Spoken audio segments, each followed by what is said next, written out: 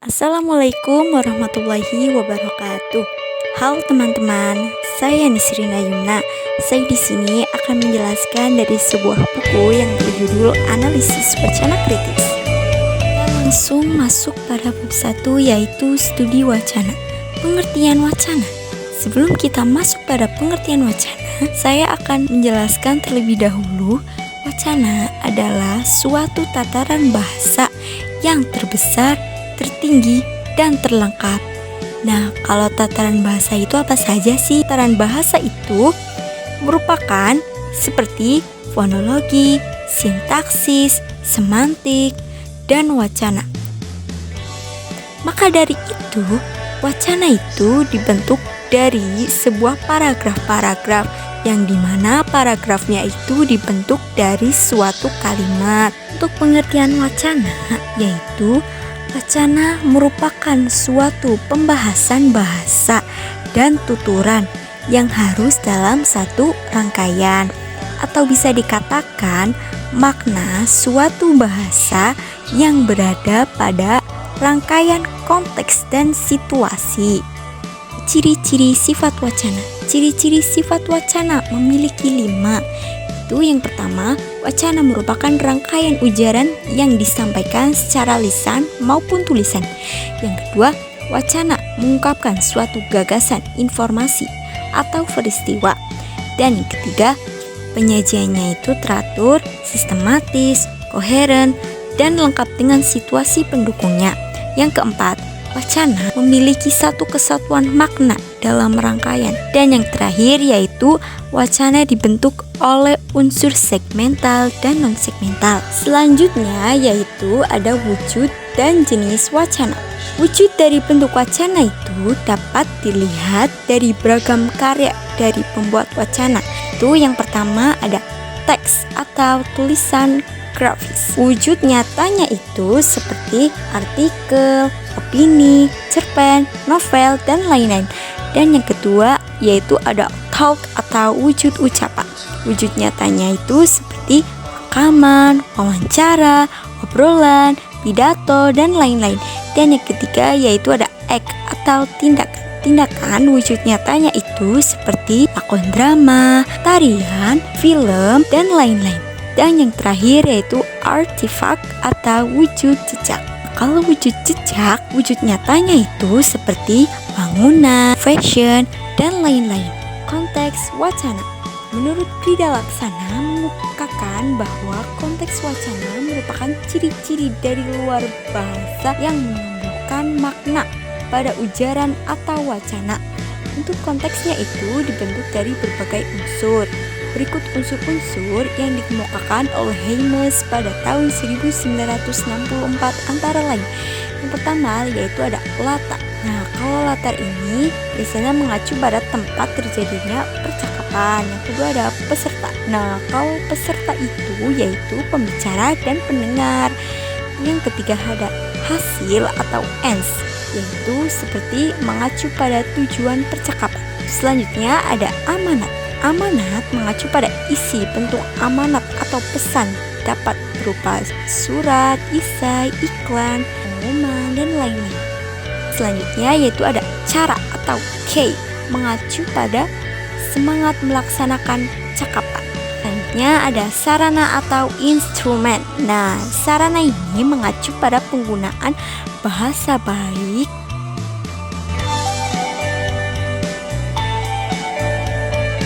topik berbagai konteks. Topik berita dapat menentukan struktur wacana. Nah, untuk tuntutan topik berita itu ada 2. Yang pertama ada topik ilmiah.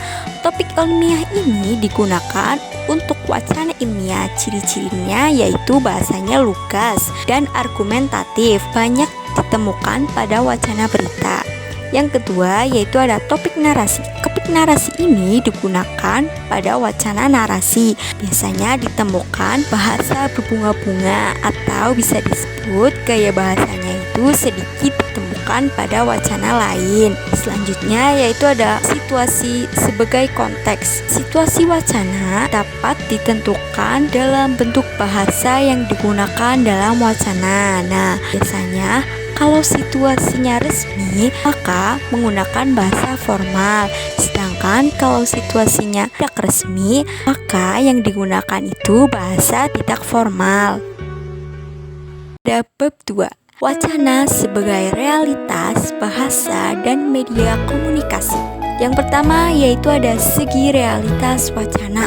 Untuk rangkaian isyarat wacana dapat dibagi menjadi 3. Yang pertama yaitu ada isyarat dan gerak-gerik sekitar kepala atau muka yang meliputi gerakan mata. Gerakan mata ini contohnya seperti melotot, mengedip, dan menatap tajam. Selanjutnya ada gerakan bibir.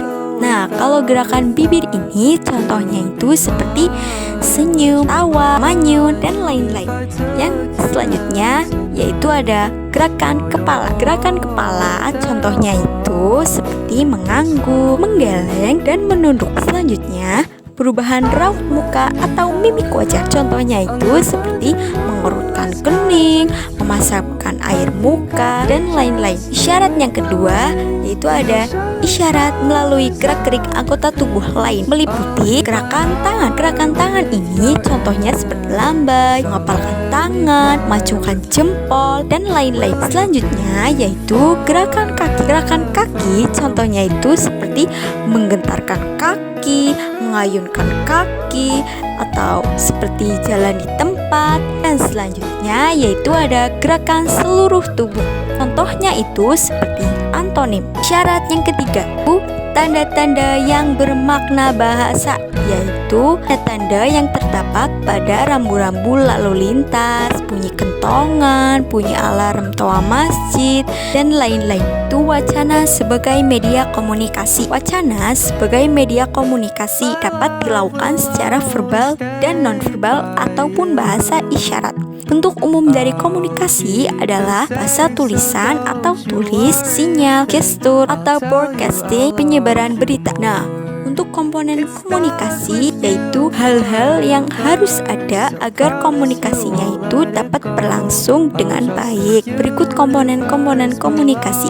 Yang pertama ada pengirim atau komunikator sender, yaitu adalah pihak yang mengirim pesan kepada pihak lain. Yang kedua ada penerima atau address, yaitu pihak yang menerima pesan. Yang ketiga ada pesan atau message, yaitu sebuah isi atau maksud yang ingin disampaikan. Dan yang keempat yaitu ada umpan balik atau feedback, yaitu sebuah tanggapan dari si penerima pesan. Fungsi wacana yaitu sebagai media komunikasi. Wujudnya itu seperti rangkaian lisan maupun tulisan sebagai media komunikasi lisan. Bab 3 yaitu analisis wacana. Pengertian analisis wacana. Analisis wacana adalah suatu ilmu yang berusaha mengkaji penggunaan bahasa yang nyata dalam komunikasi. Tujuannya yaitu untuk mencari keteraturan bukan kaidah, yaitu keteraturan hal-hal yang berkaitan dengan keberterimaan penggunaan bahasa di masyarakat secara realita dan cenderung tidak merumuskan kaidah kebahasaan seperti dalam tata bahasa. Analisis wacana lazim digunakan untuk menemukan makna wacana yang sama dengan makna yang dimaksud oleh pembicara atau si penulis dalam wacana tulis. Berikut analisis wacana berdasarkan ciri dan sifat menurut Syamsuddin. Analisis wacana dapat dikemukakan sebagai berikut. Pertama, analisis wacana membahas kaidah memakai bahasa di dalam masyarakat menurut Widawson 1978. Yang kedua yaitu analisis wacana merupakan ilmu yang memahami makna dalam konteks dan situasi yang dikemukakan oleh Firth 1957. Yang ketiga yaitu ada analisis bahasa merupakan ilmu pemahaman rangkaian tuturan melalui interpretasi semantik. Dan yang keempat, analisis wacana merupakan pemahaman dalam tindak berbahasa menurut Labov pada tahun 1970. Yang terakhir yaitu analisis wacana merupakan suatu ilmu masalah bahasa secara fungsional. Ciri dan dasar lain menurut beberapa pakar. Pertama, bersifat interpretatif, pragmatis, baik bentuk bahasa maupun maksudnya. Yang kedua yaitu tergantung pada interpretasinya terhadap konteks dalam pengetahuan yang luas. Ketiga yaitu semua unsur dianalisis sebagai suatu rangkaian. Yang keempat, wujud bahasanya lebih jelas karena didukung oleh situasi yang tepat. Dan yang terakhir yaitu untuk wacana dialog, analisis yang paling utama yaitu pernyataan, jawaban, kesempatan, berbicara, dan lain-lain. Selanjutnya yaitu analisis wacana dalam bentuk studi ilmu linguistik. Analisis wacana adalah kebalikan dari linguistik formal karena memusatkan perhatian pada level di atas kalimat. Labov mengatakan bahwa analisis wacana itu merupakan penggambaran secara rasional mengenai hubungan runtutan yang berbeda pada kesatuan yang teratur, sehingga jelas bagaimana kaitannya dengan unsur-unsur di dalam kesatuan atau bagaimana bentuk rangkaian koherennya itu kaitkan dengan unsur luar kesatuan. Selanjutnya yaitu ada analisis wacana sebagai metode penelitian ilmiah. Terdapat dalam metode-metode dalam analisis wacana, penggunaan metode ini biasanya tergantung pada penelitian sesuai dengan pilihan mereka masing-masing. Nah, pilihan mereka masing-masing itu yang pertama berdasarkan penggunaan metode, yaitu seperti analisa wacana sintagmatis, yaitu merupakan sebuah metode menganalisis dengan kebahasaannya di mana peneliti mengeksplorasi kalimat itu untuk menarik kesimpulan. Nah, ada pula analisis wacana pragmatis, yaitu menganalisis dengan memperhatikan tanda-tandanya. Yang kedua yaitu berdasarkan untuk analisis digunakan. Tiga, berdasarkan level analisis yang diterapkan. Dan yang keempat, berdasarkan bentuk wujud wacana dilakukan analisis terhadap wacana bentuk tulisan, ucapan, tindakan, dan peninggalan. Nah, kita masuk pada bab 4 yaitu jenis pemakaian wujud wacana. Wacana dialog adalah suatu wacana yang dibentuk oleh percakapan atau pembicaraan antara dua pihak seperti wawancara, telepon, dan lain-lain. Nah, komponen analisis ini meliputi analisis wacana dialog, itu membahas unsur-unsur dialog seperti percakapan dan tindak tutur. Selanjutnya yaitu wacana dialog. Analisis wacana dialog merupakan ilmu yang mempelajari berbagai unsur dalam percakapan seperti cara orang bekerja sama saat berbicara, jenis tindak tutur, pasangan ujaran, pembukaan dan penutupan percakapan, perbaikan ucapan, struktur percakapan, penggunaan bahasa, pergantian kode bahasa, serta topik yang dibahas. Selanjutnya yaitu ada wacana monolog. Wacana monolog adalah wacana yang tidak melibatkan bentuk tutur percakapan atau pembicaraan dua pihak yang berkepentingan. Contohnya yaitu seperti surat, bacaan, cerita, dan lain-lain. Berikut hal-hal yang penting pada wacana monolog. Yang pertama, rangkaian dan kaitan tuturan atau kohesi dan koheren. Yang kedua, penunjukan atau perujukan atau referensi. Dan yang terakhir, pola pikir dan pengembangan wacana atau topik dan pengembangan logika. Nah, yaitu aspek gramatikal dan aspek leksikal. Nah, dalam aspek ini digunakan untuk mendukung kepaduan teks atau wacana agar hubungan antar bagian teks menjadi jelas dan saling berkaitan. Pertama ada aspek gramatikal. Aspek gramatikal meliputi A. Referensi adalah penggunaan kata yang mengacu pada sesuatu. Jenisnya yaitu pronomina persona, yaitu kata ganti orang seperti saya dan kami. Selanjutnya yaitu ada referensi demonstratif, merupakan seperti kata penunjuk waktu atau tempat seperti besok, siang, malam, dan kampus. Nah, selanjutnya B. Substitusi atau penyulihan. Substitusi ini adalah penggantian unsur bahasa dengan unsur lain agar teksnya tetap padu. Jenis-jenisnya yaitu yang pertama ada nominal atau mengganti kata benda. Yang kedua, verbal, pengganti kata kerja.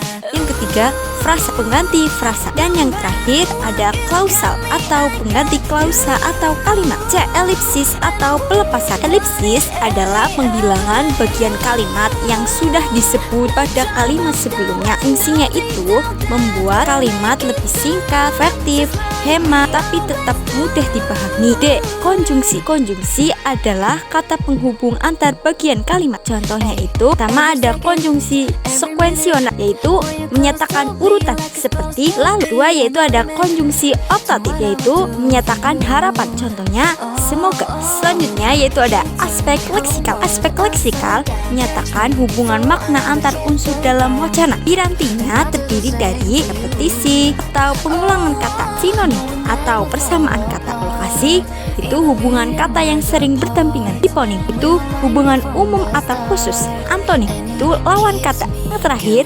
ekuivalensi atau kesepadanan makna.